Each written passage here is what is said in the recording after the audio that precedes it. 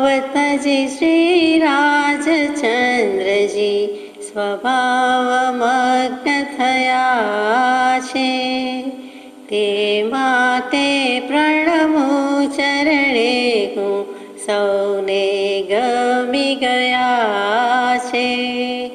તે પદ પ્રાપ્તિ જે જન ઈચ્છે તે તો તેને ભજશે. થઈ લઈલીન પરાભક્તિમાં સર્વ વિભાવો તજશે.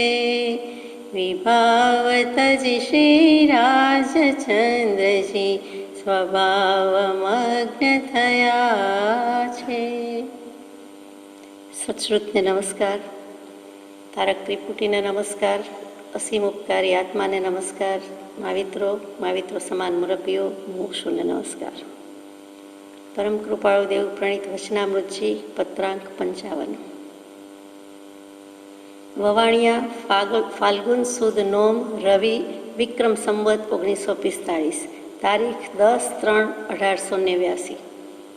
નિરાગી મહાત્માઓને નમસ્કાર. 54મો પત્ર અને આ 55મો પત્ર. ઘણું સૈદ્ધાંતિક જ્ઞાન, ઘણું સૈદ્ધાંતિક બોધ મૂકી દીધેલો છે. કોને લખાયો છે તે અનુપલબ્ધ છે, પરંતુ આ 54-55માં જૂઠાભાઈને લખાયો હોય એવું અનુમાન પણ થાય છે. અને કોઈક એક સંશોધન કર્યું છે તેમાં 55મો પત્ર જૂઠાભાઈને એમ મૂક્યો પણ છે. જે હશે તે અત્યારે તો આપણને લખ્યો છે, આપણે માનવાનું છે, વાંચવાનું છે. 54 પછી મોક્ષના માર્ગ 2 નથી, એક જ છે. તો કેવી રીતે છે એનું અહીંયા સુંદર રીતે વાત મૂકી છે, તે લઈએ. કર્મ એ જળ વસ્તુ છે. જે આત્માને એ જળથી જેટલો આત્મબુદ્ધિએ સમાગમ છે તેટલી જડતાની એટલે અબોધતાની તે આત્માને પ્રાપ્તિ હોય એમ અનુભવ થાય છે. આશ્ચર્યતા છે કે પોતે જળ છતાં ચેતનને અચેતન મનાવી રહ્યા છે, અને ચેતન ભાવ ભૂલી જઈ તેને સ્વ સ્વરૂપે જ માને છે. પહેલાં આટલું વિચારણા કરીએ. મોક્ષની વાત પછી ગઈકાલના પત્રમાં સિદ્ધિ કર્મની વાત, પ્રતિપક્ષી, સંસાર ભાવ, વિભાવ, પણ વિભાવ અને સ્વભાવ બંનેની વાત મૂકી છે. તો પહેલો જ શબ્દ છે કર્મ. જે ન ગમે તે શુભ કર્મ હોય કે અશુભ કર્મ હોય, અનંતકાળ રખડી રહ્યા છે, પણ એ શુભાશુભ છેદી નાખવાની વાત છે, અને તો મોક્ષ સ્વભાવ ઉપજે એવા કર્મની વાત લેવાની. તો કૃપાળદેવે કેટલું ટૂંકું ટચ, આ બાજુ મોક્ષના માર્ગ 2 નથી, પહેલું જ વાક્ય, આ બાજુ કર્મ એ જળ વસ્તુ છે. એક જાણે શબ્દ અક્ષર માપીને તોલીને નાણીને ચકાસીને પ્રમાણીને લખી દીધા છે. એટલે આપણને અપીલ થાય છે, કર્મ એ જળ વસ્તુ છે. કર્મ શું? વસ્તુ કીધી, હવામાં નથી એમ કીધું. વસ્તુ, દ્રવ્ય, કર્મને પણ દ્રવ્ય કીધું છે. 6 દ્રવ્ય છે, ષટ દ્રવ્યાત્મક જગત છે. તો જીવ તો ખરો, પણ ધર્માસ્તિકાય, અધર્માસ્તિકાય, આકાશાસ્તિકાય, પૂતગલાસ્તિકાય, જીવ, અને જે છેલ્લું રહ્યું તે કાળ. તો અહીંયા દ્રવ્ય તો કીધું, કર્મ કયું દ્રવ્ય? ધર્મ શબ્દમાં તો કંઈ આવ્યું નહીં, ધર્મ અધર્મ વગેરેમાં. તો જે જીવ સિવાયના બધા અજીવ દ્રવ્ય થયા, એમાં પૂતગલાસ્તિકાય જે છે એમાં આ કર્મનો સમાવેશ આવ્યો. એટલે તે અજીવ થયું, જળ થયું, દ્રવ્ય થયું, વસ્તુ થઈ. આત્મા વસ્તુ છે તો કર્મ પણ વસ્તુ છે. એટલે કે કર્મ પણ દ્રવ્ય છે. કયું દ્રવ્ય છે? અજીવ દ્રવ્ય. કેવી રીતે સમાવેશ થયો?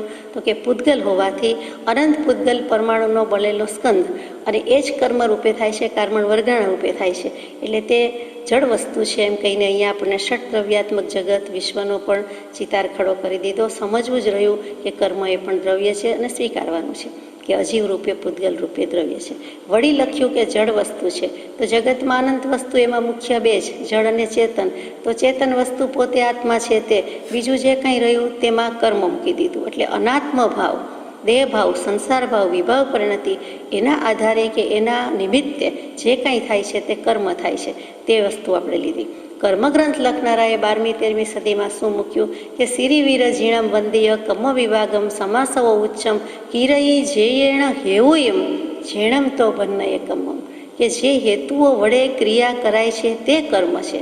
શ્રી વીર વર્ધમાન સ્વામીને નમસ્કાર કરીને હું આ કર્મગ્રંથ રચવાની, અને 5-6 ભાગ છે તેમાં પ્રથમ કર્મ વિભાગ ભાગ રચવાની હું સ્તુતિ કરું છું, વિનંતી કરું છું, આજ્ઞા લઉં છું.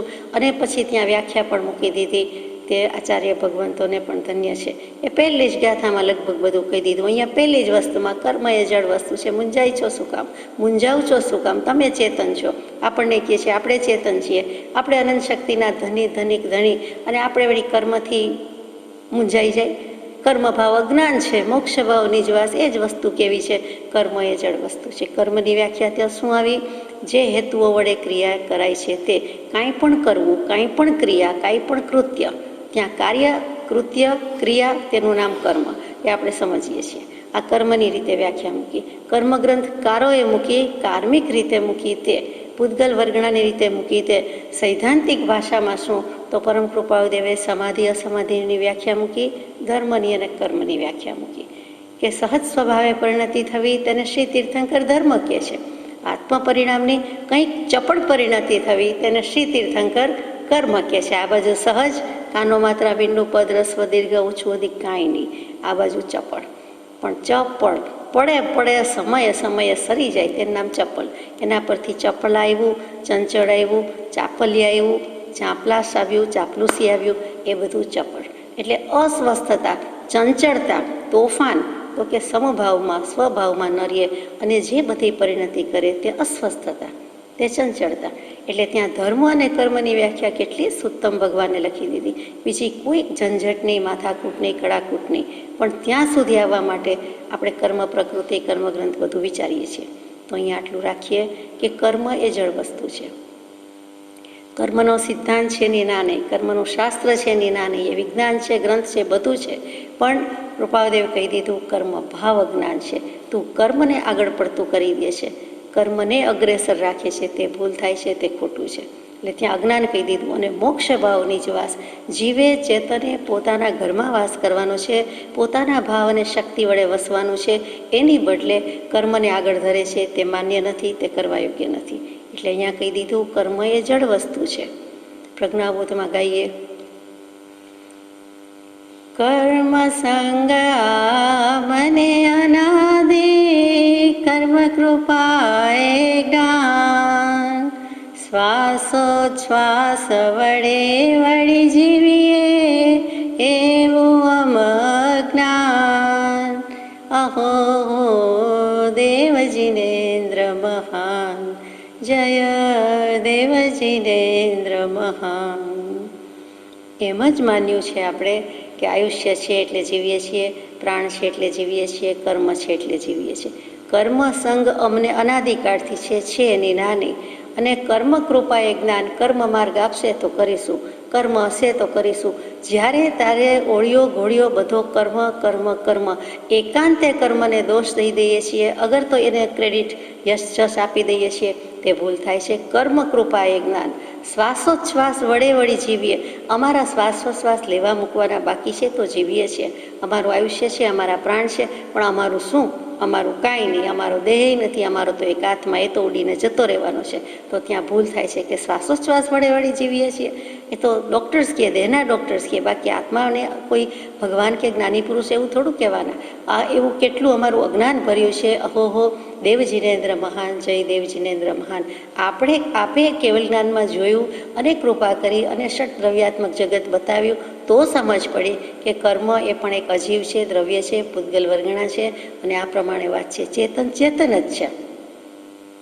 આત્મા પદ્મનંદી મુનિ, આત્મા પદ્મનંદી આલોચનામાં ગવડાવે તેમ એ પૂતગલ જ એક વૈરીડું છે. બીજા ચાર દ્રવ્યો તો ઉદાસીનપણે સહાયક છે. અને એ કર્મ મને શું કરી શકે? એ કર્મ શું કરી શકે? એક બાજુ વૈરીડું વેરી છે ને પછી પાછા કે એ મને શું કરી શકે? હું તન નથી, હું દેહ નથી, હું કાયા નથી, હું શરીર નથી.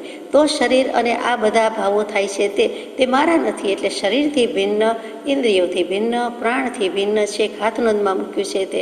એવું કોણ? એવું ધ્યાન કરીએ તે તો કે એક મારો આત્મા પહેલાં તો ચિંતવે, પહેલાં બુદ્ધિથી વિચારે, અભિપ્રાયમાં આવે, અને પછીની વાત પરિણતિની છે. તો આ કર્મ એ જળ વસ્તુ છે.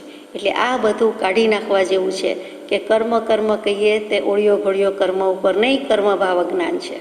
જે આત્માને એ જળથી જેટલો જેટલો આત્મબુદ્ધિએ સમાગમ છે, એ કર્મો લઈને આવ્યો છે અને જેટલો આત્મબુદ્ધિએ સમાગમ કરે છે, સાથે તો છે જ, પણ ક્ષીર નીરના વિવેકની જેમ રહેલું છે આત્મા અને કર્મ પોતાની સાથે. પણ તેમ છતાં એનો સમાગમ એની સંગતમાં, એની સાથે રહેવામાં, એની સાથે તાદાત્મ્ય ખેડી લે છે, કરી નાખે છે. એ કેવો તો કે આત્મબુદ્ધિ, એ જ મારા કર્મ, એટલે એ જ હું આત્મા, એટલે હું આવો બોધો છું, એટલે પામર છું, એટલે વિષય છું, એટલે નથી. અને આત્મા એવો છે નહીં. પણ અત્યારે જે છે, દેખાય છે, વર્તાય છે, તે બધું પર્યાયમાં થાય છે અને એને પર્યાય માનવાની છે. હું દ્રવ્યથી, ગુણથી શુદ્ધ છું. દ્રવ્ય મારું અખંડ છે, શુદ્ધ છે, નિર્વિકલ્પ છે, એનો સ્વભાવ જે છે તે છે, જ્ઞાન સ્વરૂપ છે, જ્ઞાન સ્વભાવ છે. જે થાય છે તે ઈતર, તે બીજામાં થાય છે, તે કર્મ અને તે પર્યાયમાં થાય છે. એટલે જે આત્માને એ જળથી એટલે કર્મથી જેટલો જેટલો આત્મબુદ્ધિએ સમાગમ છે, જળ શરીરે પણ જળ જ છે. ચેતનના સંયોગે એમ કહેવાય છે કે અત્યારે નિશ્ચેતન કાયા નથી, પણ સચેત છીએ, કાયા લઈને બેઠા છીએ. એટલે બાકી તો કાયામાં ક્યાં છે? કાયા તો જળ જ છે, શરીર જળ જ છે. તો એ છેવટ બધાય વસ્તુમાંથી ઉઠે છે જીવની વૃત્તિ, તો પણ પોતાના શરીર પર આવીને ઊભી રહે છે અને ત્યારે દેહભાવ પોસાય છે. તો એની સાથે એને દેહાધ્યાસ, તાદાત્મ્યવત અધ્યાસ થઈ ગયો છે. તો જેટલો હું શરીરને પણ આત્મા જ માનીને વર્તી રહ્યો છું, આત્મબુદ્ધિએ સમાગમ છે, તેટલી જડતાની એટલે અબોધતાની તે આત્માને પ્રાપ્તિ હોય એમ અનુભવ થાય છે. એટલે હું અબોધ, હું સૂઝબૂઝ વિનાનો, જ્ઞાન વિનાનો, બોધ કહેતા જ્ઞાન કહેતા, સૂઝ કહેતા સમજ કહેતા, સમજણ કહેતા શાણપણ. તો મારામાં જ્ઞાન નથી, મને સમજ નથી, મને બોધ નથી, હું અબોધ છું. શું કામ? તો કે જળની સાથે સમાગમ કરું છું, એના જેવો થઈને રહી છું, એ મય થઈને રહું છું. એટલે આ તકલીફ છે. બંને જુદા છે. ભાષ્યો દેહાધ્યાસથી આત્મા દેહ સમાન, પ્રગટ લક્ષણે ભાન, બધું બોલીએ તેમ છતાં એ બોલતી, ગાતી, સાંભળતી, વાંચતી વખતે પણ જો દેહભાવ જ છે તો તે સંસાર છે, એ વિભાવ પરિણતિ છે, સ્વભાવ પરિણતિ નથી. ત્યાં ભગવાન છે ઉડાડવાનું કહે છે કે એમ નહીં, તમે ગાઓ છો, બોલો છો, કયો છો, માનો છો, સમજો છો, તો માણો, એટલે એમાં રહી જાઓ. જસ્ટ એન્જોય ઇટ, રેલિશ ઇટ, અને એમાં તમારે રહેવું જોઈએ. આપણે આ રહેવું જોઈએ. આ જે બીજા બધા ભાવમાં બોલવામાં ઉપયોગ ઢોળી દઈએ, લખવામાં ઢોળી દઈએ, તો એમ નહીં. એ વખતે પોતે જુદો અને વસ્તુ જુદી, એમ નહીં. પોતે એકત્વ ભાવ અનુભવે. કોની સાથે? તો કે દેહાત્મ બુદ્ધિ નહીં, જડ એવા કર્મ સાથે નહીં, એથી ભિન્ન એવો પોતાનો ભાવ, પોતાનો સ્વભાવ તેની સાથે. તો અહીંયા જે આવી જડતાની, અબોધતાની પ્રાપ્તિ કરે છે તેને અજ્ઞાની કહીએ છીએ. એટલે તેને એવો અનુભવ થાય છે. વળી કૃપાદેવ કહે છે કે આશ્ચર્યતા છે. આશ્ચર્યની બદલે આશ્ચર્યતા, એટલે આશ્ચર્યપણું. પાછું આમ જાણે કેટલી બધી ભાષાની મુલાયમતા વાપરી છે, દેખાય છે કે પોતે જડ છતાં ચેતનને અચેતન બનાવી રહ્યા છે. પોતે જડ, કર્મ તો જડ જ છે, અને એ પાછા ચેતનને અચેતન બુઠ્ઠો કરી નાખ્યો છે. પેન્સિલની અણી બુઠ્ઠી તો પેન્સિલનો વાંક છે? પેન્સિલ તો પોતે અખંડ રૂપે છે જ, અને પછી એની અણી તૂટી જાય, બટકી જાય કોઈ પણ કારણે, અથવા ઘસાઈ જાય, તો એમાં પેન્સિલ જડ છે એનો વાંક નથી. છતાં એ જડના જ પૂતગલ પરમાણુ છે ને. પણ ગણાય શું? તો કે જે પ્રેરક થયો, નિમિત્ત થયો, તોડી નાખનાર જોનારો એ થયો.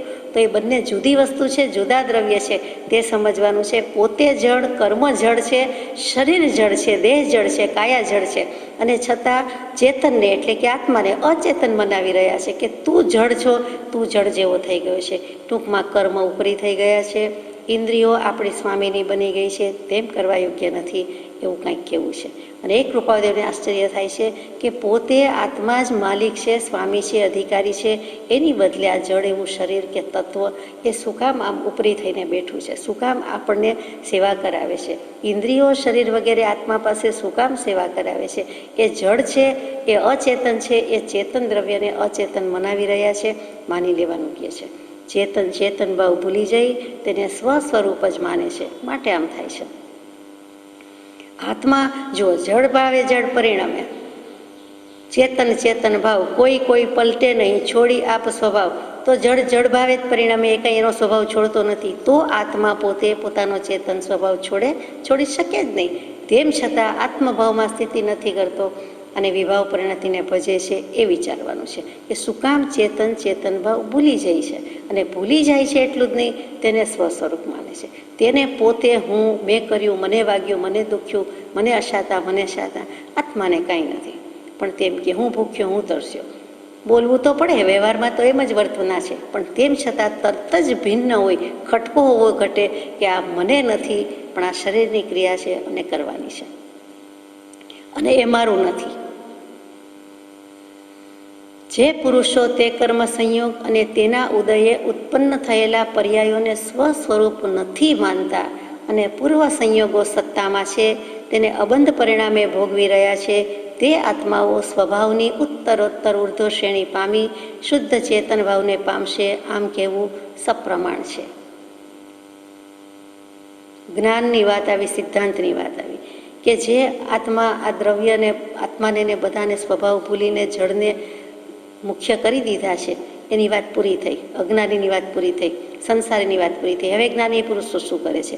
જે પુરુષો તે કર્મ સંયોગ એ તો આવવાનું છે, પૂર્વે બાંધ્યું છે એટલે, અને તેના ઉદય આવવાથી ઉત્પન્ન થયેલા પર્યાયોને સ્વ સ્વરૂપ નથી માનતા. જે ઉઠે છે પર્યાય તે મારી નહીં, તે મારું સ્વરૂપ નહીં. મારા આત્માનું સ્વરૂપ જુદું જ છે. જે થાય છે તે પર્યાયમાં થાય છે, અને આ પૂર્વ પર્યાય અને ઉત્તર પર્યાય એ તો થયા જ કરે છે, તો તેને હું મારા માનતી નથી, મારા માનવા નથી. જે પુરુષો નથી માનતા તે, અને પૂર્વ સંયોગો સત્તામાં છે, તો ભલે ને સત્તામાં જે કંઈ રહેલા હોય, સત્તામાં કહેતા અસ્તિત્વમાં, કોઠારમાં, જથ્થામાં કંઈ પડ્યા હોય તો ભલે પડ્યા હોય, તેને અબંધ પરિણામે ભોગવી રહ્યા છે. કે પહેલાં કરેલું છે, અત્યારે ઉદયમાં આવ્યું છે, હવે અબંધ પરિણામ શું? જે ભોગવી રહ્યા છે એની કિંમત છે, મહાત્મ્ય છે, તેઓ શું ફળ પામશે? તો કે સ્વભાવની ઉત્તરોત્તર ઉર્ધ્વ શ્રેણી પામી શુદ્ધ ચેતન ભાવને પામશે. એટલે અત્યારે ભલે વિભાવ પરિણતિને ભજે, અત્યારે ભલે કર્મનો ઉદય હોય, પણ તે વખતે માને છે શું? આટલું જ બદલાવાનું છે કે તે પર્યાય છે, પર્યાયમાં થાય છે. ને શું કામ થાય છે? તો કે બંધનું સ્વરૂપ સમજવાનું છે, અને તેને હું સ્વરૂપ નહીં માનું, મારું સ્વરૂપ નહીં માનું, આત્માનું નહીં માનું. એ બંધ થવાનો હોય તો થાય, ન થવાનો હોય તો ન થાય. એ બંધ તત્વ છે એમ વિચારી લે. બંધ કેવી રીતે થાય છે? આત્મા અમૂર્ત, કર્મ રૂપી કે અરૂપી, અને એ બંનેનો બંધ કેવી રીતે થાય? તો પંચાધ્યાયીમાં જ્ઞાની પુરુષે સમજાવ્યું છે. જુદી જુદી રીતે તત્વાર્થ સૂત્રમાં આવે, કર્મગ્રંથમાં આવે, એ માન્ય છે. અહીંયા જરા જુદી રીતે સમજવાનું ઠીક લાગે છે કે દ્રવ્યબંધ, ભાવબંધ અને ઉભયબંધ. તો કર્મનો આત્માને આ રીતે બંધ થાય છે. દ્રવ્યબંધ શું, ભાવબંધ શું, ઉભય એટલે બંનેનો બંધ શું? તો અત્યારે આપણે બેઠા છીએ, કોઈ પણ આત્મા ક્યાંય પણ છે, જે શુભ કે અશુભ ભાવ કર્યા એટલે આત્માને એ ભાવ બંધ થયો. જેવા ભાવ થયા, ભાવ પણ શું છે? પર્યાય જ છે ને, સમય સમયની. એક સાથે કોઈ જીવ એક સમય જ જીવી શકે છે. એક સમયમાં એક પર્યાય જ હોય, બે હોય નહીં. એક સમય તે સૌ સમય ભેદ અવસ્થા જોઈ. જે કાંઈ છે તે આત્માને છે, દ્રવ્યને છે, તત્વને છે. રૂપાંતર થયા કરે છે, એક એક સમયે થયા કરે છે, અને એમ જ અનંતકાળ વ્યતીત થયો. ભેદ અવસ્થા જોઈ એટલે ભેદ છે તે અવસ્થા કહેતા પર્યાયમાં છે, પલટન એમાં પામે છે. એક સ્ટેજ છે, જુદા જુદી ભૂમિકા છે, જુદા જુદા સ્ટેજ છે, પૂર્વ પર્યાય ને ઉત્તર પર્યાય. એમાં મૂંઝાવાનું શું છે? એટલે અહીંયા એમ કહે છે કે ભાવબંધ. તો આત્મા જેવા જેવા ભાવ કરે છે, જે રીતે વેદાય છે, અનુભવે છે, જેવો ભાવ કર્યો નથી કે એને ભાવબંધ થઈ ગયો. પણ થયું શું? તો કે પોતાની જ આજુબાજુમાં પેટી પેક પૂરો, તો પણ જેટલી જગ્યા હોય તેમાં જે અનંતકાળમાં જે પૂતગલ પરમાણુ ભેગા કર્યા, અને પોતાની આજુબાજુમાં લોકમાં પણ અનંત પૂતગલ પરમાણુ એટલે કે કાર્બન વર્ગણા પડેલી જ છે. જેમ રજકણ પડેલા છે, આપણી આજુબાજુ અનંત જંતુ જીવ છે, દેખાય કે ન દેખાય, એવી રીતે આ હવામાં પૂતગલ વર્ગણા છે જ, કાર્બન વર્ગણા છે જ, એને એ ગ્રહણ કરી લે છે. તો પૂતગલ વર્ગણા છે એ જેમ ચુંબક એટલે કે મેગ્નેટ, લોહ ચુંબક માં ધાતુને વગેરેને આકર્ષી લેવાની, ખેંચી લેવાની શક્તિ છે અને ખેંચાય છે. તેવી રીતે આત્મા એવા શુભ કે અશુભ ભાવ કરે છે, એટલે પોતાની જ આજુબાજુમાં રહેલી કાર્બન વર્ગણા એ ગ્રહાય છે, ખેંચાય છે. એનામાં ખેંચાઈ જવાની શક્તિ છે, એનામાં જે તે જીવ સાથે બંધાઈ જવાની શક્તિ છે, અને એના પરિણામે બંધ થાય છે. એ દ્રવ્ય બંધ છે. અને જે પછી બંધ થયો તે બંનેના સંયોગથી થયો. જે રાગ પર્યાય થઈ એ જીવ અને પૂતગલ બંનેના સંયોગથી થઈ. આ બાજુ આકર્ષવાની શક્તિ છે, આ બાજુ આકર્ષાઈ જવાની શક્તિ છે, એટલે બંનેનો સંયોગ થતાં જે સંઘટ્યું થયું તેનું નામ ઉભયબંધ. એટલે આ બંને વસ્તુ સમજવાની છે, દ્રવ્યબંધ અને ભાવબંધ. બેથી પૂરું થઈ જતું નથી. ભાવબંધ કહેતા આત્માનો વૈભાવિક ભાવ, અશુદ્ધ ભાવ, એ તો બરાબર છે. શુદ્ધ ભાવ હોય તો કર્મ બંધાતા નથી. એટલે અશુદ્ધ ભાવ, અશુદ્ધના બે પ્રકાર, તે શુભ અને અશુભ, એ રીતે વિભાવ ભાવ થાય છે. અને પછી દ્રવ્યબંધ શું થાય છે તો કે પૂતગલનો સ્કંદ છે, અનંત દ્રવ્યનો, અનંત પૂતગલને, અનંત કારમણ વર્ગને આપણે જાણીએ છીએ એનો સ્કંદ બને છે, અને એમાં જે બંધાઈ જવાની, આકર્ષાઈ જવાની શક્તિ છે એટલે દ્રવ્યબંધ છે. દ્રવ્ય કહેતા વસ્તુ કહેતા, પૂતગલ કહેતા અજીવ દ્રવ્ય, અને એનામાં છે એટલે કે બંને બળિયા છે. પૂતગલની પણ અનંત શક્તિ છે, પણ આત્માની એથી વધુ અનંત શક્તિ છે. જે અનંતમાં 8-9 ભાંગા કર્યા છે તેમાં પૂતગલની શક્તિ કરતાં આત્માની શક્તિ અનંતી ગઈ છે. શક્તિ તો બંનેમાં છે અને બંનેમાં અનંત શક્તિ છે. આપણે દરરોજ ત્રીજું પદ ગાઈએ છીએ અને કેમ આમ કરો? જીવ વીર્યની સ્ફૂર્ણા ગ્રહણ કરે જળધૂપ, જો ચેતન કરતું નથી, નથી થતા તો કર્મ, પણ કરે છે તો કે શુભાશુભ ભાવ કરે છે, અશુદ્ધ ચેતના છે, વિભાવ પરિણતિ થાય છે એટલે કર્મ બાંધી દે છે. તે દ્રવ્યબંધ, ભાવબંધ અને ઉભયબંધ. એટલે ફરીથી ચોખવટ કરું, સમજાય જ ગયું છે તો પણ કે બંને વસ્તુ છે એની સાથે ઉભયબંધનું એટલું જ મહાત્મ્ય છે, નહીં તો કાંઈ બંધાતું નથી. પહેલાંમાં બંધાઈ જવાની શક્તિ છે, પહેલાંમાં આકર્ષી લેવાની શક્તિ છે. આકર્ષણ કરનારો છે અને આકર્ષાઈ જવાની શક્તિ છે, બંને ભેગું થાય છે. બહુ સાદી રીતે વાત કરું તો 2 વ્યક્તિ સામસામી ઊભી હોય, થોડા ફીટનું, થોડા વાળનું કંઈ ડિસ્ટન્સ છે, પછી એક વ્યક્તિ બીજી વ્યક્તિ પાસે પહોંચવા માટે ચાલવા માંડે છે, એટલે થોડીક ગણતરીની સેકન્ડ મિનિટમાં પહોંચી જાય છે. કેટલીક વખત બંને વ્યક્તિને એમ થાય કે હું પણ સામો જાઉં કે સામી જાઉં, એટલે બંને ચાલવા લાગે છે, એટલે વચ્ચે મળે છે. જ્યાં પણ વચ્ચે એટલે એકદમ સેન્ટરમાં એમ નહીં, જેની જેટલી શક્તિ, ઝડપ તે પ્રમાણે. તો એ શું થયું તો કે ઉભયબંધ. બંને પાત્રો છે, બંને જુદા જુદા દ્રવ્ય છે, બંને ચાલવાનો પ્રયાસ કર્યો, પુરુષાર્થ કર્યો અને ચાલવાની શક્તિ, ક્રિયા પરિણમી, અને એના અનુસંધાનમાં, એના પરિણામમાં શું થયું તો કે બંને ક્યાંક એક પોઈન્ટ ઉપર ભેગા થયા, બંને સામસામા મળ્યા. તો એવી જ રીતે આત્મા અને કર્મ છે. આ તો આટલું ચાલવાની વાત આવી. આ તો આપણે જ્યાં બેઠા હોઈએ, ફરીથી કહું કે એરટાઇટ બોક્સમાં બેસી જઈએ તો પણ જે સ્પેસ છે, અવકાશ તો છે જ, આકાશાસ્તિકાય તો છે જ અસ્તિત્વમાં, એટલે અવકાશ આપવાની શક્તિ છે. જે ગેપ કે શક્તિ કે અવકાશ કે રહે છે એના આધારે એ કારમણ વર્ગના તો ગ્રહણ કરશે જ. આ બાજુ એ ભાવ કર્યા વિના રહેતો નથી, આ બાજુ એ ખેંચાયા વિના રહેતી નથી. એટલે બંને વસ્તુ ભેગી થાય છે.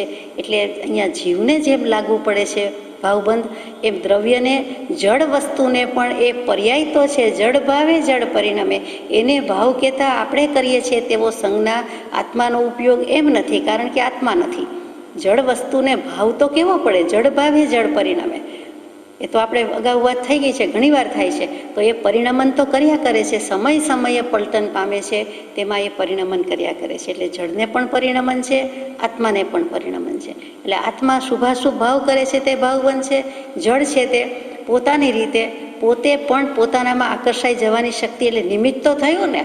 કોઈક વસ્તુ આપણને બહુ ગમે છે, કોઈ જરાય ગમતી નથી, તો જળ છે, પૂતગલ છે, એને વર્ણ, ગંધ, રસ, સ્પર્શ છે, તો એનામાં એવો કલર, એની એવી ડિઝાઇન, એની એવી સુગંધ, એનો એવો રંગ, એનામાં એવું કંઈક વર્ણ, ગંધ, રસ, સ્પર્શમાંથી કે જેથી કરીને ચેતનને આકર્ષી શકે, ખેંચાઈ શકે છે, કાં તો ગમો કાં તો અણગમો.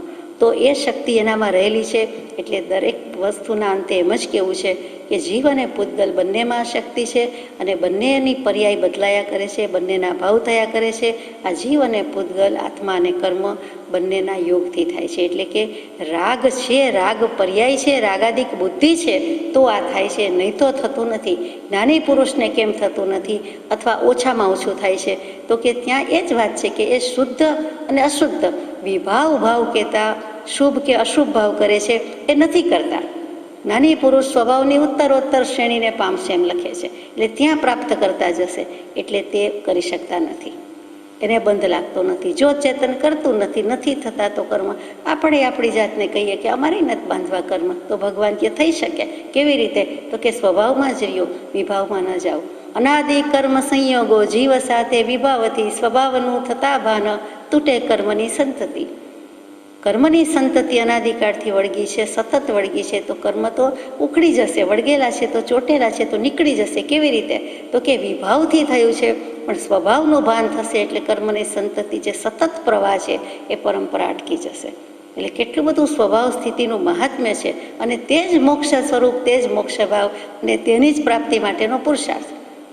મોક્ષ એટલે કંઈ સીધું જ ત્યાં જવાનું છે? પહેલું પગલું ઊભું રહેવું ને એના પહેલાં ઊભા રહેતા શીખવું, અને પછી ચાલવું, પછી દોડવું, પછી ઉડવું, અને પછી મોક્ષે પહોંચવાની વાત છે. તો આટલી સ્થિરતા ઉપયોગની આપણી પાસેથી અપેક્ષિત છે, એમ અહીંયા આપણને કૃપાદેવ કહે છે. હવે વૈભાવિક શક્તિથી આ બધું થાય છે, આપણે જાણીએ છીએ. તો કે જીવનો વૈભાવિક શક્તિ નામનો એક ગુણ છે. જીવની અનંતી શક્તિ, અનંતા ગુણ, એમાં મુખ્ય 47 શક્તિ, એમાં વૈભાવિક શક્તિ પણ ખરી. એ વૈભાવિક શક્તિ કહેતા ત્યાં શક્તિ કહેતા ગુણ કેવો છે? તો એ ગુણ હોવાથી આ પ્રમાણે પરિણમન કરી શકે છે. તો કે પૂતગલને નથી? પૂતગલને પણ વૈભાવિક શક્તિ છે. નથી? છે. ધર્માસ્તિકાય, અધર્માસ્તિકાય, આકાશાસ્તિકાય, એને કાંઈ નથી. અને કાળ, એ ચારને કાંઈ નથી. એને આવું અશુદ્ધ પરિણમન નથી, એનું શુદ્ધ પરિણમન જ છે. કે ધર્માસ્તિકાયનું ગતિ આપવાનું કામ એટલે ગતિ આપવાનું જ કામ, અધર્માસ્તિકાય સ્થિતિ જ આપવાનું કામ, આકાશાસ્તિકાય અવકાશ જ આપે. એ બધા કાળની રીતે વર્તના પર્યાય. પણ વાંધો કોનો છે? તો કે બે વેરિયા જ છે, જીવ અને પૂતગલ. તો પૂતગલ કાંઈ થોડી એનામાં વિચારવાની શક્તિ છે? કાંઈ નથી. પણ બીજી અનંતી શક્તિ છે, એટલા માટે આમ બને છે. તો બંનેમાં વૈભાવિક શક્તિ કે વૈભાવિક ગુણ છે. પહેલું એની રીતે પરિણમન કરે છે. જ્યારે જીવ છે એ પરિણમનમાં વાંધા કરે છે, પર્યાયમાં વાંધા કરે છે, રાગદ્વેષ કરે છે, ગમાણ કરે છે, એટલે કર્મ બંધ થાય છે. કેવું છે આટલું જ કે જે કંઈ થાય છે તે વૈભાવિક શક્તિના પરિણમનથી થાય છે. વૈભાવિક શક્તિનું પરિણમન કેવી રીતે છે? તો કે વૈભાવિક ગુણ સ્વભાવ અને વિભાવ બે ભાગ પડે. જો વિભાવમાં થાય તો જ કર્મ બંધ થાય, સ્વભાવમાં રહીએ તો કર્મ બંધ થવાનો નથી. તો આજ્ઞા એ જ છે કે સ્વભાવમાં રહેવું અને વિભાવથી મુકાવવું એ જીન પ્રવચનની મુખ્ય આજ્ઞા છે. એ ન સમજ્યો એટલે પછી જ્ઞાની પુરુષોએ ચાલો આચાર વિચાર આવા હોવા જોઈએ, સદાચાર પાડો વગેરે વગેરે. એક્સક્યુઝ મી, ઉપદેશ બોધ શરૂ થયો કે આ પ્રમાણે જીવે કરવા યોગ્ય છે. એટલે ધર્મનો બધો વિસ્તાર થયો. બાકી ધર્મ વસ્તુનો સ્વભાવ તે તેનો ધર્મ, અને તેમાં રહી જવાનું છે. આગળ જઈએ કે જે પુરુષો તે કર્મ સંયોગ અને તેના ઉદયે ઉત્પન્ન થયેલા પર્યાયોને સ્વ સ્વરૂપ નથી માનતા, પોતે પોતાનું સ્વરૂપ માનતા નથી, અને એને અબંધ પરિણામે ભોગવી રહ્યા છે. પૂર્વ સંયોગો સત્તામાં છે તેને પણ અબંધ પરિણામે ભોગવી રહ્યા છે. જુઓ, આ વાત ચર્ચાઈ એટલે તરત સવાલ થાય, આપને થાય કે નહીં, મને જ થાય કે બધા પૂતગલમાં આટલી બધી શક્તિ રહેલી છે? તો કે ના. પૂતગલને વર્ગણાના ભાગ 22-23 પાડેલા છે. દિગંબર શાસ્ત્રોમાં 23 કહે છે, શ્વેતાંબર શાસ્ત્રોમાં 22 કહે છે. તો 22 અને 23 વર્ગણા બધી જ આત્માની સાથે ચોટી જાય, વળગી જાય એવી નથી. તેમાંની મુખ્ય 5 જ વર્ગણા એવી છે. તે કઈ કઈ છે? તો આપ નામ જાણો છો, છતાં કહી દઉં કે આહાર વર્ગણા, તેજસ વર્ગણા, કાર્મણ વર્ગણા, ભાષા વર્ગણા અને મનોવર્ગણા. આ 5 વર્ગણા જેવી છે કે જે ચોટે છે, વળગે છે, કર્મ બંધાવે છે. એટલે એ પણ વિચારવા જેવું છે. બધા પૂતગલમાં આત્માની સાથે બંધાઈ જવાની શક્તિ નથી. આ કાર્મણ વર્ગણા એકલું બોલ્યા કરીએ એટલે તરત એમ થાય કે તો આહાર વર્ગણા, તેજસ વર્ગણા, ભાષા વર્ગણા, એ ભાષાના પૂતગલ છે, એ પણ પૂતગલ છે, વર્ગણા છે. અને એના કારણે આપણે કહીએ વચનથી દોષ થયા, બંધાયા વગેરે, તો એ બધું આમાં આવી જાય છે. એટલે વિચાર કરવા જેવું છે કે બંધ, અબંધ, બંધાબંધ અને નિર્બંધ કેટલી બધી રીતે વિચારવાનું છે. અહીંયા દ્રવ્ય બંધ, ભાવ બંધ અને ઉભય બંધ. મને તો આત્મસિદ્ધિજી ગાથાનું સીધું સાદું આપણને સમજાય. શું સમજે જડ કર્મ કે ફળ પરિણામી હોય. જડ જેવા જડ કર્મ કંઈ સમજે છે? સમજીને આપણી પાસે આવે છે, આત્મા પાસે આવે છે? એમ તો આવતા નથી. એનામાં બંધાઈ જવાની શક્તિ છે. પણ જો આત્મા એવા ભાવ કરે તો, શુભ કે અશુભ ભાવ કરે તો જ એ આકર્ષાય, બાકી નહીં. એ જ વસ્તુ કૃપાદેવે 446માં પત્રમાં કહી કે પ્રદેશે પ્રદેશે આત્માને એટલે કે સંસારને આકર્ષક, પ્રદેશે પ્રદેશથી આકર્ષક એવા ઉપયોગને વિશે, એવા વસ્તુને વિશે કે જગતને વિશે આત્માએ એક ક્ષણ પણ અવકાશ લેવાની ના કહી છે. ઉપયોગને આકર્ષી જાય છે. એટલે કે આકર્ષે બે રીતે. આપણે વ્યવહારમાં ગમતું હોય, ખેંચાણ થાય એને જ કહીએ. અહીંયા ખેંચાવું એટલે બંને રીતે, સારી રીતે કે ખરાબ રીતે. કર્મોની ખેતી બંને રીતે થાય, શુભ કર્મોની, અશુભ કર્મોની. એટલે એને આકર્ષી જાય છે. તો તે જ વખતે જો એક સમય પણ આત્મા અવકાશ પામે તો તે વખતે આત્માનો ઉપયોગ અનન્ય થાય છે. અને આ જે અનુભવ વાર્તા છે તે, એટલે 446માં આ વસ્તુને, આ સિદ્ધાંતને મોટો મર્મ મૂકી દીધો છે, રહસ્ય મૂકી દીધું છે. તે અનુભવ વાર્તા કીધી. તે અનુભવમાં આવવાની વાત છે. તે અનુભવમાં કેમ આવે, અનુભવમાં શું થાય? તો કે ઉપયોગ ત્યાં આકર્ષાય નહીં, ઉપયોગ બંધ ભાવ પામે નહીં, ઉપયોગ અનન્ય થાય. તો રે ક્યાં? ઉપયોગ જાય ક્યાં? આત્માની શક્તિ જાય ક્યાંય? તો સ્વમાં જ રહીએ, એનો ઉપયોગ આત્મામાં જ રહીએ. એકમાત્ર પ્રદેશે પ્રદેશે આકર્ષક એવા આ સંસારને વિશે અવકાશ લેવાની જ્ઞાની પુરુષોએ ના કહી છે. એટલે કે એમાં સ્થાયી થવાનું નથી, એમાં એમાંથી જરા બહાર નીકળી જાય, એમાં સ્થાન ન પામે, એમાં આકાર ન લે, તો તે જ સમયે, તે જ ક્ષણે, તે જ સમય જ કેવું ઠીક છે, ઉપયોગ અનન્ય થાય છે. એટલે કે બીજે જતો નથી, આત્મામાં આવી જાય છે. તો કેટલી સુંદર વાત કહી દીધી છે. પાછું લખે છે કે સ્વભાવની ઉત્તરોત્તર શ્રેણીને ઉર્ધ્વ શ્રેણી પામી શુદ્ધ ચેતન ભાવને પામશે. સ્વભાવ અને વિભાવ એ મુખ્ય બે જ વાત થઈ. પછી એમાં ઘણી બધી વિગત આવે. જ્યારે આપણે એમ કહીએ કે આત્મા નિત્ય છે, તો એ આત્માનો નિત્ય સ્વભાવ થયો. આત્માને જ્ઞાન છે, આત્માનો જાણ કરવાનો સ્વભાવ છે, તો આત્મા જ્ઞાન સ્વભાવી, સર્વજ્ઞ સ્વભાવી થયો. પછી એક છે એમ કહીએ ત્યારે એક સ્વભાવી થયો, નિત્ય કહીએ ત્યારે નિત્ય સ્વભાવી. એ પણ બધા સ્વભાવ છે. ત્યાં સ્વભાવનો અર્થ ગુણ અને લક્ષણ થાય છે, અને બાકી સ્વભાવ અને વિભાવ બે જ પરિણતિ છે. તો સર્વ વિભાવ પર્યાયમાં માત્ર પોતાને અધ્યાસથી ઐક્યતા થઈ છે. તે દરરોજ 6 પદની દેશનામાં આપેલું દીધેલું બોલીએ છીએ. તો એમ ન કરે, એથી પોતે ભિન્ન જ છે, તો ત્યાં ને ત્યાં એ મોક્ષ સ્વરૂપ થાય છે. એમ જો વિચારે, અને વિચારે કરતાં એમ જો પરિણમે, તેનું નામ પરિણત આત્મા, સમ્યક દૃષ્ટિ આત્મા. બીજી કાંઈ વધારે લાંબી વાત નથી. એમ ઉત્તરોત્તર ધીમે ધીમે આગળ જતો જાય છે, ઉર્ધ્વ શ્રેણી પામે છે, ઉન્નતિ પામે છે, આબાદી થાય છે, અને શુદ્ધ ચેતન ભાવને પામે છે. એટલે સ્વભાવમાં સ્થિતિ કરી જાય છે, ભાવને પામીને પરિણમી જાય છે, ઓળખી જાય છે, પરિચય કરે છે. એમ નહીં, એમાં સ્થિતિ કરે છે, એમાં રહેવા માંડે છે. ભાડાનું ઘર એમ નહીં, પોતાનું ઘર, એમાં જ રહે છે, એમાં સ્થિતિ કરે. અને એ સમભાવ, એ સ્વભાવ. અને ત્યારે શું થાય, તો કે ત્યારે વિજય મેળવી દે છે. સમય પર વિજયની મોર લાગે છે. અનાદિકાળથી કર્મ બાંધ કરતો તો હવે નહીં બાંધે. તે સમયે તેને સિદ્ધ કહેવો જ પડે, તેટલો સમય તેને મુક્ત કહેવો જ પડે. તે મુક્ત ભાવ, તે મોક્ષ, તે આત્માનું સ્વરૂપ સિદ્ધ કર્યું, તે સિદ્ધ, અને ઇતિ સિદ્ધ. અને એણે એટલી શુદ્ધ ભાવને ભજ્યો, શુદ્ધિમાં આવ્યો. શુદ્ધ ઉપયોગ, શુદ્ધ ભાવ, જે અનંતકાળથી નથી કર્યું તે કૃપાદેવે કરવા માટે આમાં ચોખવટ કરી દીધી, ચોખ્ખું લખી દીધું.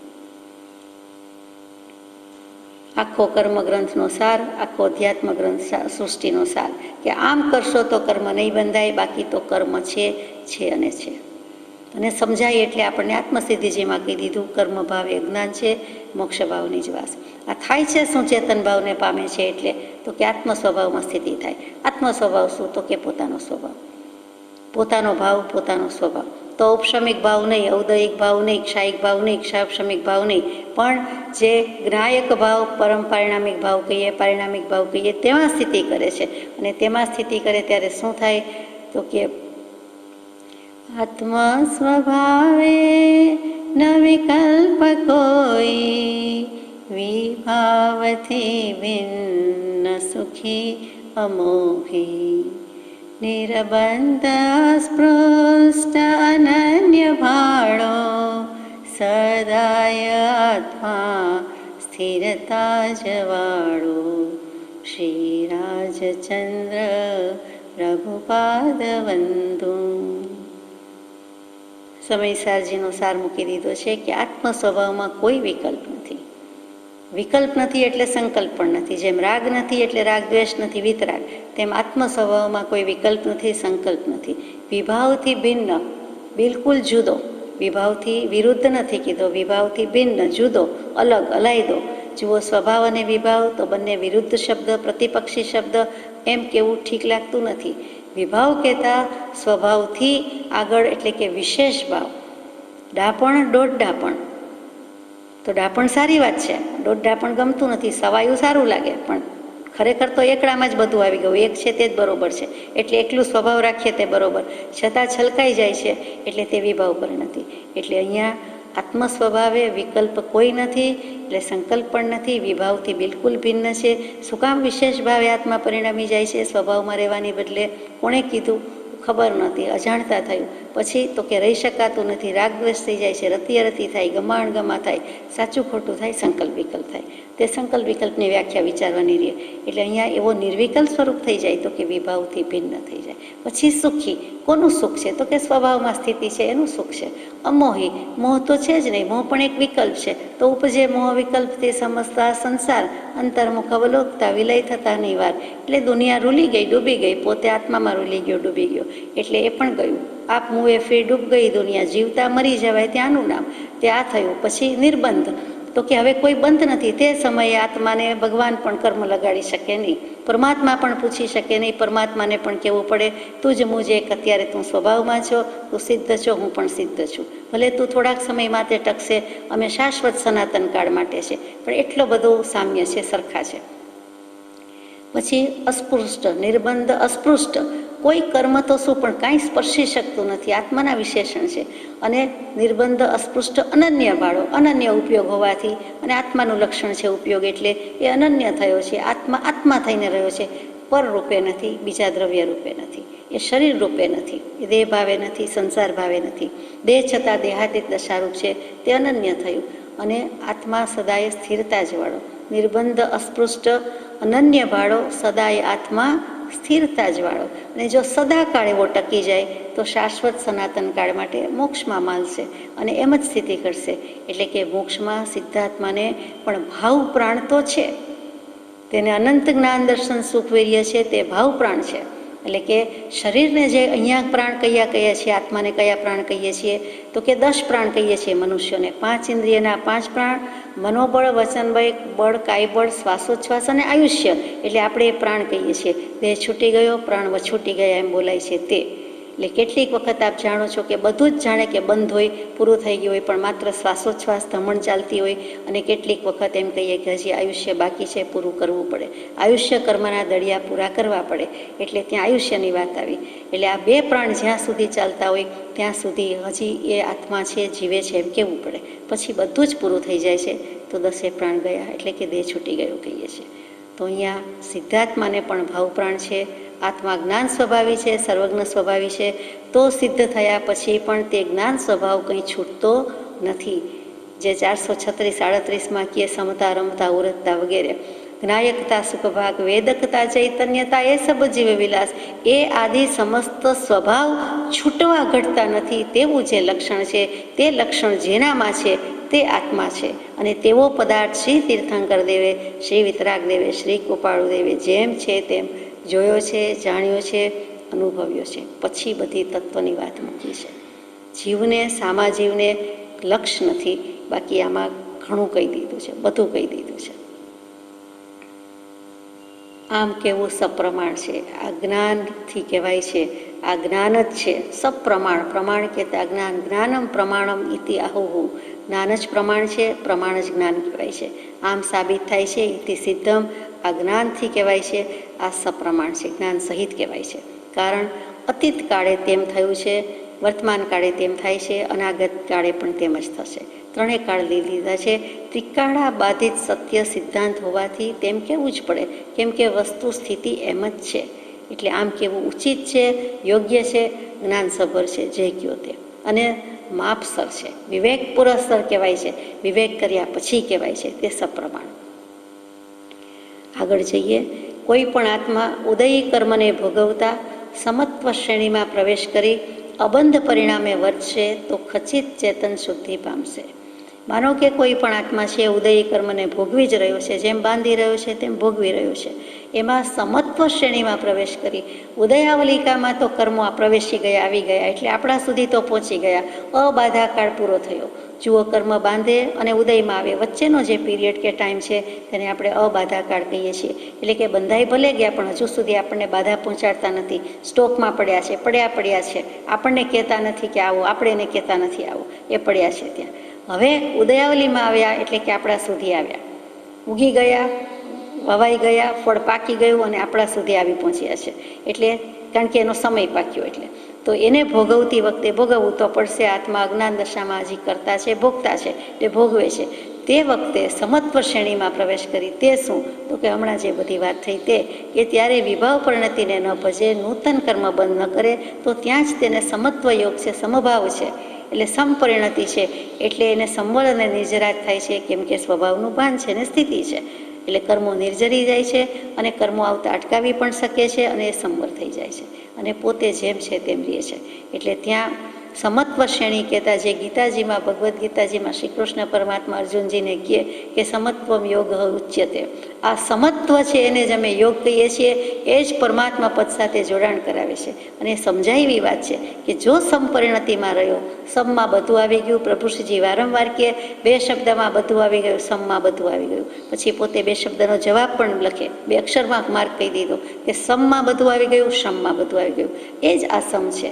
દરેક શાસ્ત્ર કે દર્શનને સમ પર તો આવે જ છૂટકો છે, આવે જ છે. કહેવાની રીતમાં ફરક છે. પણ જો એક દર્શનથી, એક વિતરાગવાણીથી લક્ષ થઈ ગયો હોય, સાચો લક્ષ બંધાઈ ગયો હોય, તો તરત બધું સમ્યક પ્રકારે આપણને સમજી શકાય છે. પ્રયત્ન કરીએ છીએ કે સમત્વ શ્રેણી શું, તો કે તે સમતા કયો, તે સમભાવ કયો, તે સામ્ય ભાવ કયો, તે ચારિત્ર દશા કયો. એમાં સમ્યક દર્શન જ્ઞાન તો અભિપ્રેત છે જ. તો જ એવી સમત્વ શ્રેણી કે ચારિત્ર પરિણતિ થાય અને તેમાં પ્રવેશ કરે છે અને તે અવંદ પરિણામે ભોગવી શકે છે. નૂતન કર્મ બનતો અડવા થવા દેતા જ નથી.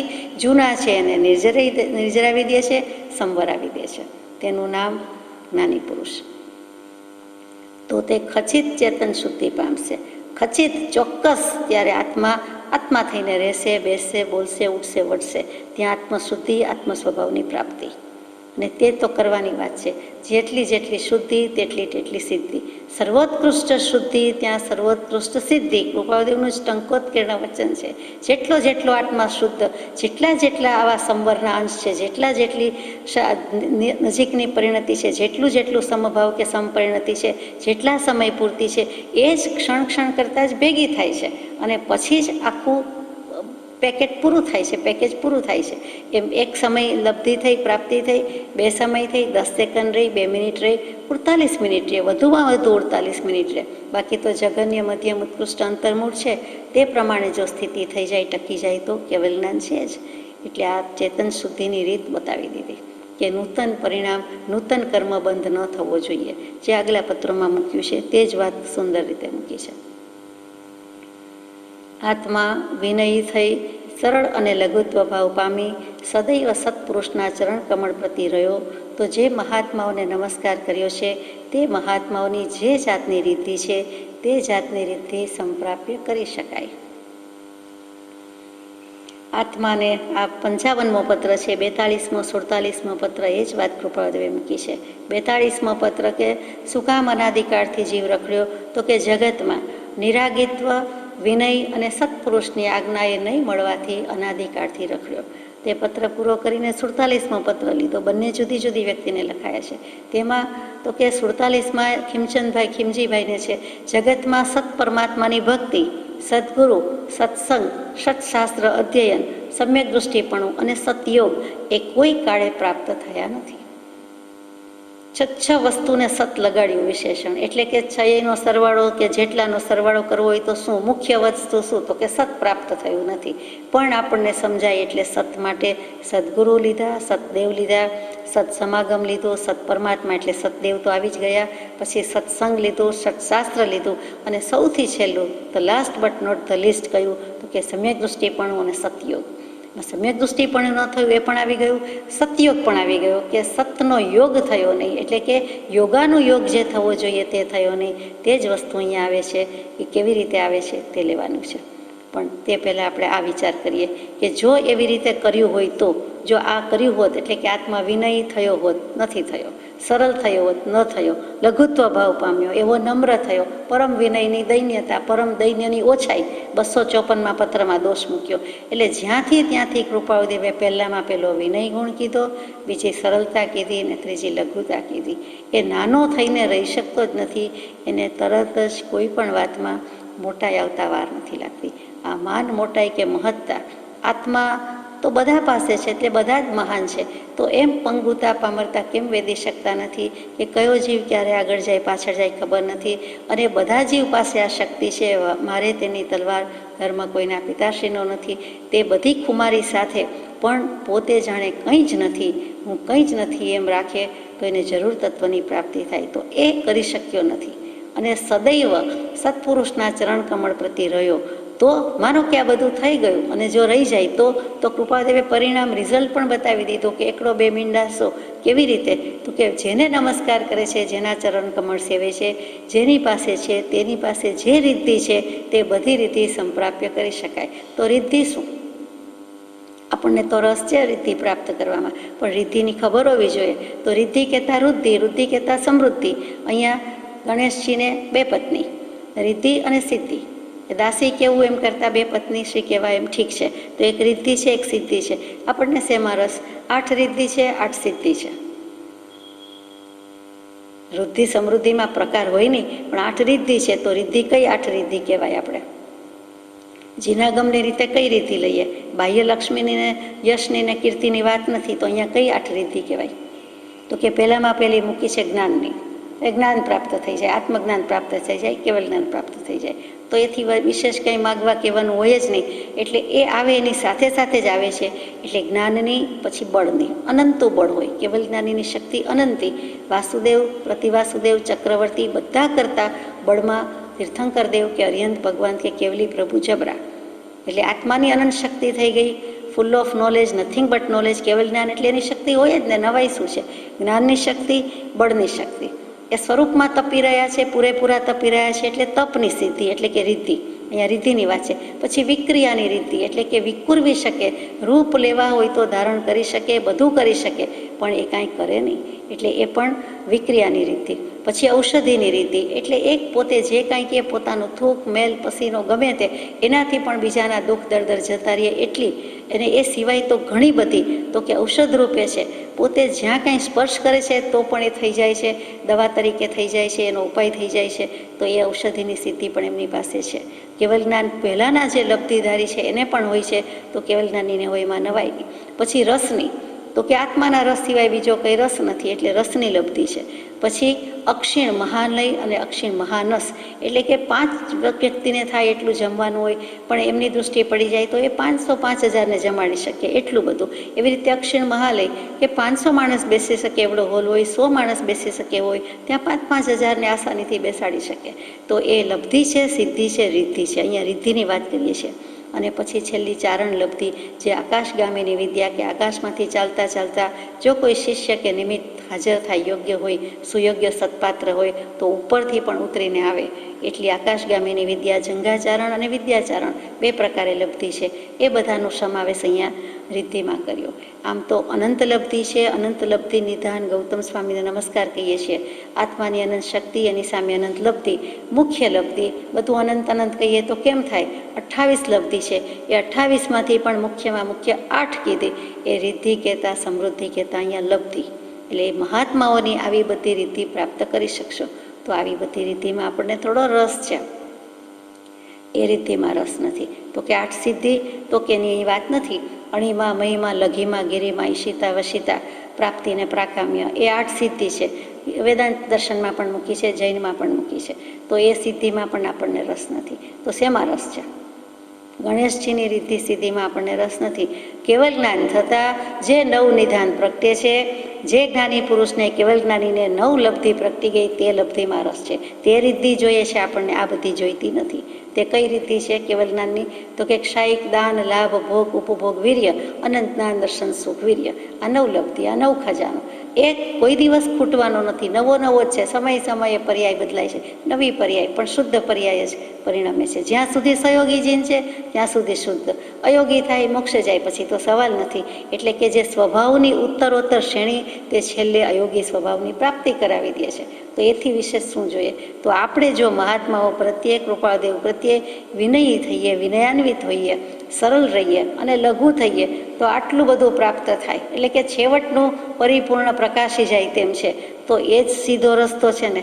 બીજી બધી માથાકૂટ, કડાકૂટમાં કંઈ પડવા જેવું નથી.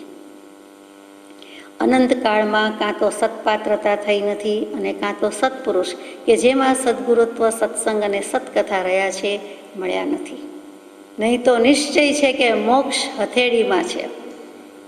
એટલે આ થયું કેમ નથી? જો આટલી સીધી વાત છે તો કે અનંત કાળથી કરીએ છીએ તોય થયું નહીં. મનુષ્ય ભવ જ બહુ ઓછી વાર મળ્યા. એમાં સમજાય એવા કેટલી વાર મળ્યા, એમાં મહેનત પુરુષાર્થ કેટલી વાર કર્યો, એ સમજવાનું છે. અને કાં સત્પાત્રતા થઈ નથી, એટલે આપણે એ સ્વીકારવાનું આવે. કાં તો સત્પુરુષ મળ્યા નથી. બંને મળ્યા તો બંને મળ્યા હોય ત્યારે ઓળખાણ પડ્યું નહીં, એની આજ્ઞામાં રહ્યા નહીં, સત સુણ્યું નહીં, શ્રદ્ધ્યું નહીં, સધણા કરી નહીં, અને એનો પરિચય કેળવીને એની આજ્ઞામાં રહ્યા નહીં. આજ્ઞાંકિતપણું ના આવ્યું. સત્પુરુષ કહેતા એમાં સદગુરુ તત્વ આવી ગયું, સત્સંગ કહેતા સદ્ધર્મ આવી ગયો, અને સત્કથા કહેતા પણ સદ્ધર્મ આવી ગયો. સદગુરુ પદ મેં સમાધ હે અર્હંત આદિ પદ સર્વ, તાતે સદગુરુ ચરણ કો ઉપાસો તજી ગર્વ. સદગુરુ સાચા, સત્પુરુષ સાચા તો દેવ પણ સાચા ઓળખાવશે, ધર્મ પણ સાચો જ આપશે, સાચો જ બોધી શકે. એની પાસે ખોટું છે જ નહીં, બે વસ્તુ જ નથી જેનો ઉપયોગ અનન્ય થયો. જે આત્મા થઈને રહે એની પાસે વસ્તુ બીજી છે જ નહીં, ભેગવાળી વસ્તુ જ નથી. ચોખ્ખો માલ છે, ચોખ્ખો જ આપી શકે, જેની પાસે જે હોય તે આપે. તો આ બેમાં એક કંઈક થયું નથી. સદગુરુના ઉપદેશ વિનાને સુપાત્રતાની ખામીજી, કાળ અનંત ગયો તે કારણ વિના પાન હે સ્વામીજી. આઠ દૃષ્ટિના રાગમાં પરમ પૂજ્ય બ્રહ્મચારીજીએ પ્રજ્ઞાબોધમાં મૂક્યું છે. તે જ વસ્તુ આપણને અહીંયા દેખાય છે, કારણ કે આના ઉપરથી જ એમણે મૂકેલું છે. જો આ થયું હોત તો નિશ્ચય છે કે મોક્ષ હથેળીમાં. હવે હથેળીમાં મોક્ષ શું? આત્મા હાથમાં, મોક્ષ હાથમાં. કેવલ જ્ઞાનીને જેમ હસતા મલકવત જાણી દેખી રહ્યા છે, એક એક સમયની, એક એક દ્રવ્યની, એક એક પરિણતિની જેમ ભાન છે, જ્ઞાન છે, શુદ્ધ સમજ છે, દેખી જ રહ્યા છે વગર આયાસે, સ્વાભાવિકપણે ઝળકી રહ્યું છે એમના જ્ઞાનમાં. જળાહળા થાય છે, કેમ કે જળહળ જ્યોતિ સ્વરૂપ છે. તેમ જેમ આ કહેતા આપણને સ્પષ્ટ દેખાય છે, એમ આ અને હાથમાં રહેલું આંબળું એટલે કોઈ પણ વસ્તુ, આ મલકવત, હસતા મલકવત, એવી રીતે જાણી દેખી રખાય તો મોક્ષ હથેળીમાં છે. એટલે કે કેવલ જ્ઞાન જ થઈ જાય, અને કેવલ જ્ઞાન કહેતા એની પહેલાંનું સ્ટેજ તે આત્મજ્ઞાન જ થઈ જાય. એટલે મોક્ષ હથેળીમાં છે, હાથ વેંતમાં છે. એક વેંત આઘું રહ્યું હોય ને આપણે કહીએ હાથ વેંત, કે એક હાથ આઘું છે, આટલું જ ડિસ્ટન્સ છે, એનું નામ હાથ વેંતમાં છે. અહીંયા તો હાથ વેંતેય નહીં, હથેળીમાં જ. અને મોક્ષ તો કે બે હાથ ભેગા કરીને જોઈએ તો કેટલાકને દર્શન કરવાની ટેવ હશે જ. પ્રભાતમાં કર દર્શન કરે તો બે હથેળી ભેગા કરે એટલે હાથ કેવું પડે, ખોબા જેવું જે થાય, તો એમાં આપણને અર્ધચંદ્રાકાર સિદ્ધશિલા દેખાય જ છે. તો એ મોક્ષ જ છે ને, બીજું શું? ત્યાં બધા મુક્તાત્મા રહેલા જ છે ને, કાંઈ ભૂમિના દર્શન નથી. અને કરીએ છીએ તો સિદ્ધશિલા એ ભૂમિના દર્શન કરીએ છીએ. તો શું કામ કરીએ છીએ? તો કે એ ધન્યાત્માઓ, સિદ્ધાત્માઓ બિરાજી રહ્યા છે, શોભી રહ્યા છે. તો તે ત્યાં બેઠા આપણું બધું જાણે, તો આપણે હાથમાં દૃષ્ટિ કરતાં જ ઉઠતા વેત જ સવારના પોરમાં, પ્રભાત હોય કે સવાર હોય કે પરોઢ હોય કે જ્યારે પણ, તો કે ત્યાં આપણે દર્શન કરી દઈએ કે તમે ત્યાં બેઠા અમને જોઈ રહ્યા છો, અમે અમારા હથેળીમાં સિદ્ધશિલામાં આપ બિરાજમાન છો એમ દર્શન કરીએ છીએ. અને ખરેખર બે હથેળી ભેગી કરતાં આપણે જાણીએ છીએ કે અર્ધચંદ્રાકાર સિદ્ધશિલા જ થાય. આ રેખા ભેગી કરીએ એટલે એ જ દેખાય પહેલામાં પહેલું. અને કર દર્શનને હિન્દુ ધર્મમાં પણ મહાત્મ્ય અપાયું છે. તે એમ કહે છે, અહો આ ઊભો થયો, જાગ્યો, દિવસ ઉગ્યો, તમારા બાવડામાં બળ છે, હું જીવતો ઉઠ્યો. તો હે પ્રભુ, તારી પાસે માગું છું કે આ બે બાવડામાં, બે હાથમાં જે શક્તિ છે એનાથી હું આજીવિકાનો પુરુષાર્થ કરું, ગૃહ કાર્યનો કરું, ગમે તે કે ધર્મ કાર્યનો કરું, તો આ પુરુષાર્થ કરી શકું માટે પ્રભાત ઉગ્યું તો હું આ કરી શકીશ. એટલે ભગવાન તમને નમસ્કાર કરું છું. અને ત્યાં લક્ષ્મીનો વાસ છે, સરસ્વતીનો વાસ છે, અને જે છે તે આ બે હાથથી મહેનત કરીશ તો થશે. એટલે ત્યાં ભગવાનને ચિંતવીને દર્શન કરે છે. પણ ત્યાં લૌકિક એશના રહી છે કે મને સરસ્વતીજી મળજો, જ્ઞાન મળજો, વિદ્યા મળજો, સારી રીતે મળજો, મને ધન કે લક્ષ્મી મળજો. આ લક્ષ્મીનું પોઈન્ટ, આ સરસ્વતીનું પોઈન્ટ, આપણને કોઈ પોઈન્ટ નથી. એક જ પોઈન્ટ છે, સ્વરૂપનું બિંદુ, કે આ સિદ્ધશિલા ઉપર છેલ્લે ટપકું મૂકીએ છીએ. જેવું સિદ્ધનું સ્વરૂપ તેવું જ મારા શુદ્ધાત્માનું સ્વરૂપ, તે જ હું, તે ભગવાન, તે શુદ્ધ દ્રવ્ય, એવા જ અમે. નિશ્ચયથી કોઈ ભેદ નથી. જે ભેદ વ્યવહારમાં છે, પર્યાયમાં છે, એ કાઢી નાખવાના છીએ, હાંકી કાઢવાનો છે, ભાંગી દેવાનો છે. અમે સમજીને સમાઈ જવાના છીએ. તે ભગવાનને કેવું છે. એટલે આપણે એવો ભાવ કરીએ છીએ માટે સિદ્ધશિલાના દર્શન. જે વખતે વિભાવ પરિણતિમાં જતા નથી, એ વિશેષ ભાવ છે, વધારાનો ભાવ છે. શું કામ કરીએ? કરવું હોય તો કરીએ, ન કરવું હોય તો ન કરીએ. એટલે સ્વભાવમાં રહીએ તો તે વખતે મોક્ષ સ્વરૂપ છીએ. તો મોક્ષ હથેળીમાં શું? આપણે જ પોતે મોક્ષ સ્વરૂપ. એમ ભગવાન પણ કહે છે કે જે જીવને સ્વભાવમાં દશા, સ્વભાવની સ્થિતિ, તે મોક્ષ સ્વરૂપ. તો પછી મોક્ષ સ્વરૂપ અને મોક્ષગત એ બંને પરમાત્મા એમ કહી દઈએ, સહયોગી ને અયોગી. અહીંયા રહેલા એટલે જે દેહાતીત દશા ધરાવનારા જીવનમુક્ત પુરુષો પણ કહી ગયા, સિદ્ધાત્મા આવે પણ એ કહ્યા. ત્યાંથી કંઈ કહેવા આવતા નથી.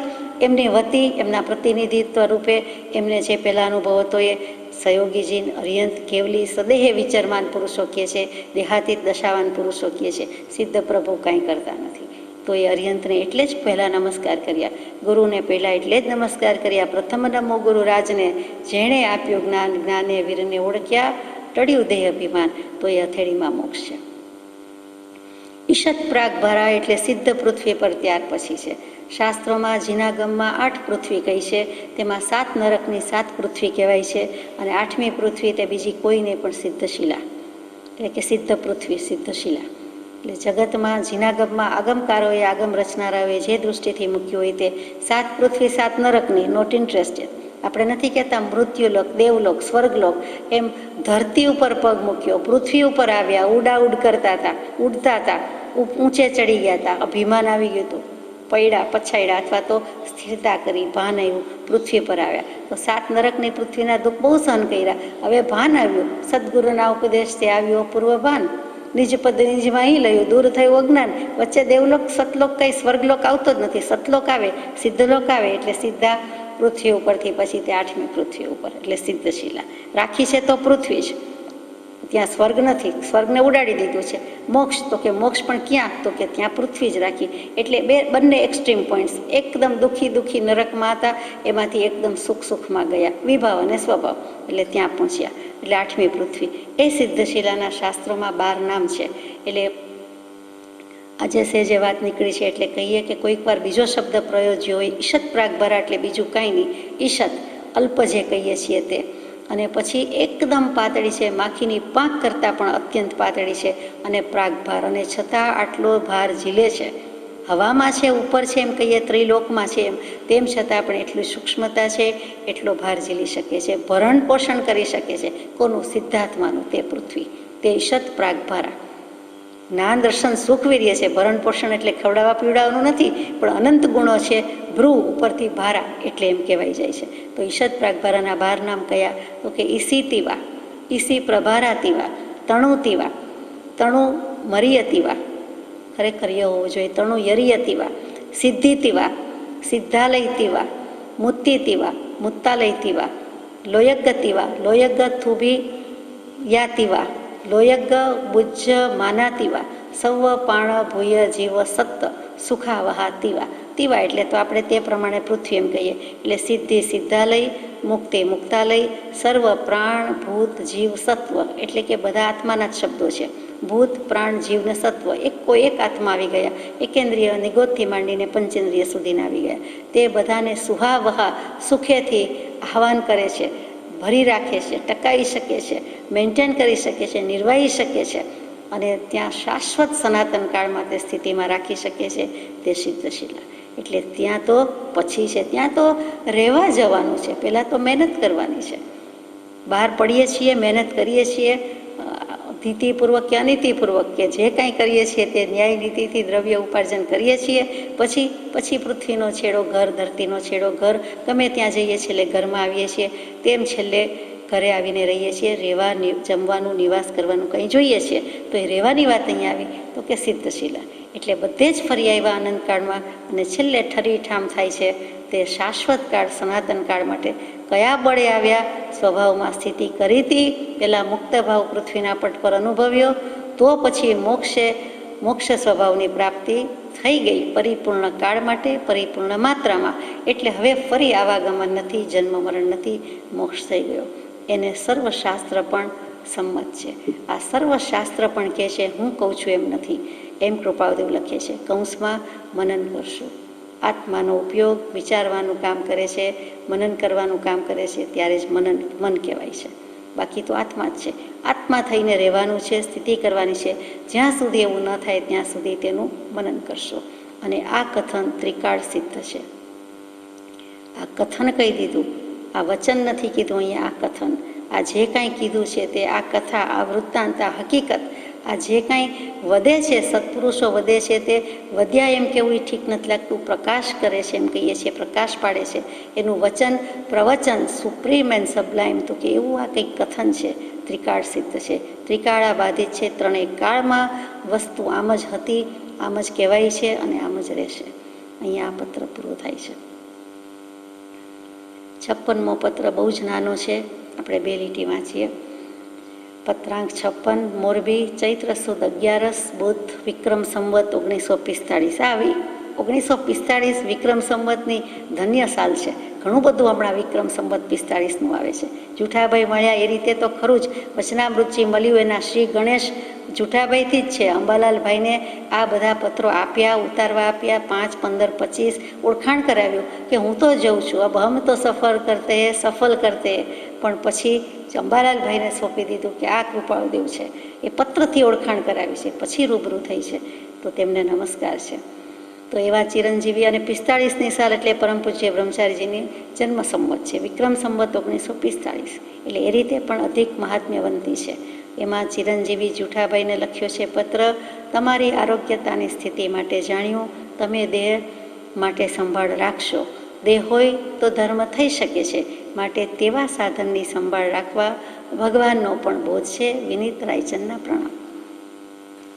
જુઠાભાઈની સ્થિતિ શું છે? આપણે આત્મકર્મની આટલી સુંદર વાત કૃપાળુદેવ લખે છે. જુઠાભાઈને ભૂલી ગયા નથી, ભૂલી ગયા. પત્ર લખ્યો છે. ફાગણ સુદ નોમ પછી સીધો આ ચૈત્ર સુદ 11નો પત્ર આવ્યો. એટલી બધી જૂરણા હતી તો જુઠાભાઈને મોરબી બોલાવ્યા છે. અને મોરબીમાં આ ફાગણ ચૈત્રના 1 મહિના દરમિયાન, આમ તો ફાગણ મહિનો જ છે, થોડાક દિવસ કદાચ ચૈત્રના હોય તો, અને તે મોરબીમાં સત્સંગ કર્યો છે. અને કૃપાળુદેવ થકી જુઠાભાઈને ત્યારે જ્ઞાનની પ્રાપ્તિ થઈ ગઈ છે. હવે જ્ઞાનની પ્રાપ્તિ થતી હોય તે વખતે આરોગ્યની વાત કેવી ગમતી નથી, તો પણ સર્વ ભાવથી ઔદાસીન્ય વૃત્તિ કરી માત્ર દેહતે સંયમ હેતુ હોય જો. 37મા પત્રનું છેલ્લું વાક્ય કે દેહ જેનો ધર્મોપયોગ માટે છે તે દેહ રાખવા જે પ્રયત્ન કરે છે તે પણ ધર્મ માટે જ છે. સજાત્મ સ્વરૂપ.